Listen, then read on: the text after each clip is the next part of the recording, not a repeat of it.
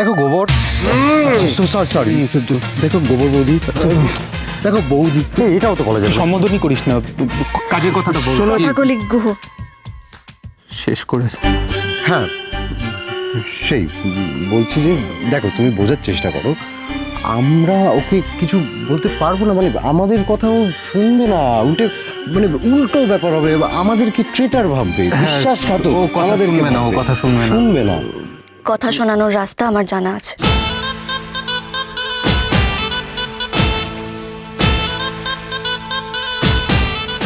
কথা কি এত বোঝাচ্ছে বলতো ওদেরকে? বড্ড বাড়াবাড়ি হয়ে যাবে, এটা করা যাবে না, ইম্পসিবল। যাবে না, যাবে না। জানিস রে, তো আমার না খুব ভয় করছে। ভরের এত মেজাজ, বাসরটা আদৌ জমবে তো? কি জানি বাসরটা আদৌ হবে কি না।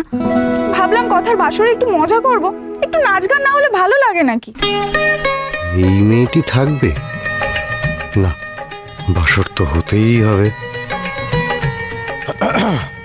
বেশ, ঠিকই তো, একটা নিয়মের ব্যাপার আছে তো, বাসর তো হতেই হবে। আমি দেখছি, আমি তো একটা পুলিশ, আমি ব্যবস্থা করছি।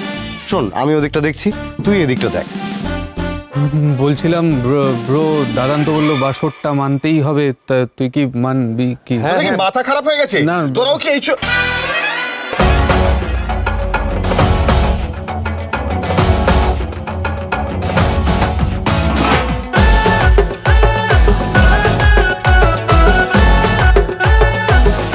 ব্যাটি পুলিশ নিশ্চয়ই গোবর দেবী কিছু একটা করেছে, তুই একটু কথা বল।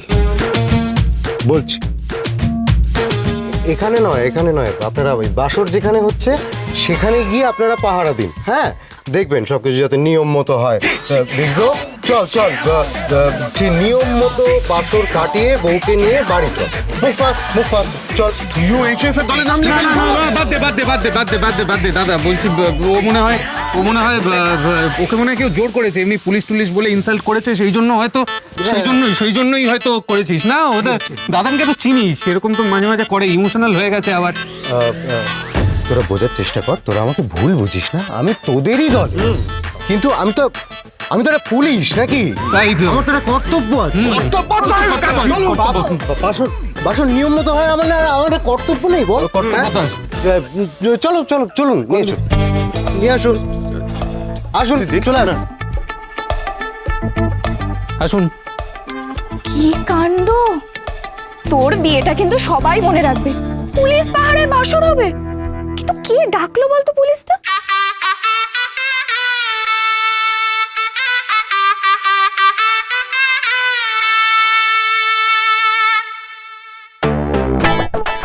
তুমি কোথায় যাচ্ছ? নুপুর, এই অসাধ্য সাধনটা কে করলো গো?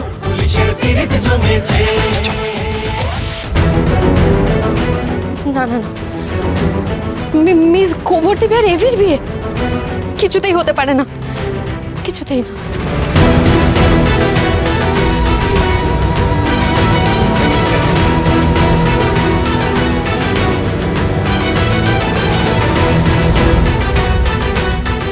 মিস গোবর দেবী নাকি এভির বউ? আমাকে যে করেই হোক সবটা রুইন করতে হবে, কিন্তু এভির দাদান যে সবটা গার্ড করে রয়েছে, আমি তো বুঝতে পারছি না। আমাকে যে করেই হোক এভির লাইফ থেকে ওকে বের করতে হবে, যে করেই হোক। পারবে, আমার বিশ্বাস তুমিই পারবে। আন্টি তুমি এখানে? ইয়েস, আমি বিয়ের মণ্ডপে সবার সামনে বাড়িশুদ্ধ লোকের কাছে তুমি কষ্ট পেয়ে একা চলে এলে। ট্রাস্ট মি, আমার কিন্তু খুব কষ্ট লেগেছে, বাট এটা কিন্তু তুমি মেনে নিও না। আন্টি তুমিই বলো, কি আর করা বাকি আছে? আর আমি তো বুঝতে পারছি না এভির দাদান আদেও আমায় কিছু করতে দেবে কিনা। আই রিয়েলি ডোন্ট আন্ডারস্ট্যান্ড, এভির মতো একজন পার্সোনালিটি তার পার্সোনাল লাইফ অন্য কেউ কেন ডিসাইড করবে? ওটাই তো ব্যাপার। এই ছেলে এই বাড়িতে শুধুমাত্র বসে আছে তার কারণ একটাই, সে চায় নিজের মাকে এই বাড়িতে রানী করে বসাতে। আমার কি মনে হয় জানো তো, ওনার ক্যাফের জন্য ফেসে গেছে। বাট এখনো অনেক কিছু করা বাকি আছে। একটা কথা মাথায় রেখো, অগ্নি কিন্তু কথাকে বউ হিসেবে মেনে নেয়নি। ইনফ্যাক্ট অগ্নি এই বিয়েটাকে বিয়ে হিসেবে দেখছেই না। তাই প্রতিটা পদক্ষেপে ওদের সম্পর্কটাকে ঘেঁটে দিতে হবে। কিভাবে ঘাটবো বলতে পারো? এখন তো ওদের নাকি বাসর হবে, মানে মিস গোবর দেবী আর এভির বাসর। আমি তো জাস্ট নিতে পারছি না। নিতে পারছো না তাহলে ভেস্তে দাও। ওখানে তো সব বাড়ির লোকজন রয়েছে, আর আমি যদি গিয়ে কিছু করিও, আমার দাদাই আর এভির দাদা কেউই আমাকে কথা শোনাতে ছাড়বে না। ঠান্ডা মাথায় ভাবো, এমন কি করলে তোমাকে কোথাও যেতে হবে না, বাট অগ্নি বাসর ঘর ছেড়ে তোমার কাছে চলে আসবে। ঠান্ডা মাথায় ভাবো।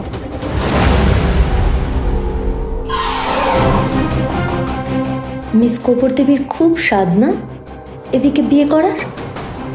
আমিও দেখাচ্ছি আমি কি করতে পারি। বাসর মাই ফুট।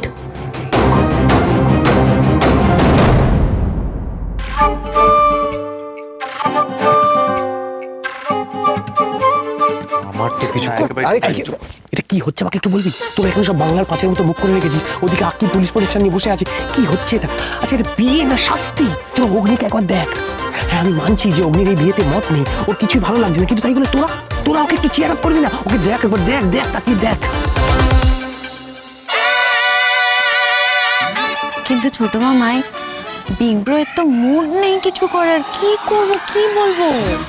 কি করছিস রে? তা সেটাই তো বলছি, সেটাই তো আমাদের চ্যালেঞ্জ। ওর মুডটাকে ভালো করতে হবে, তোদেরকে চেয়ার আপ করতে হবে। তোরা একটু এগিয়ে যা, তোরা ওকে বল কিছু একটা করা উচিত। করতে হবে তো। আমি একটা ট্র্যাপে পড়ে গেলাম। HOF আর এই মেয়েটা মিলে আমায় এই ট্র্যাপটায় ফেললো। খুব তাড়াতাড়ি এই ট্র্যাপ থেকে বেরোতে হবে আমায়। আমি বুঝতে পারছি পাচক মশাইয়ের খুব অসুবিধে হচ্ছে সবটা মেনে নিতে। আমারও তো হচ্ছে, কিন্তু কি করব? একটা বিয়ে যখন হয়ে গেছে তখন তো সেটার দায়িত্ব পালন করতেই হবে।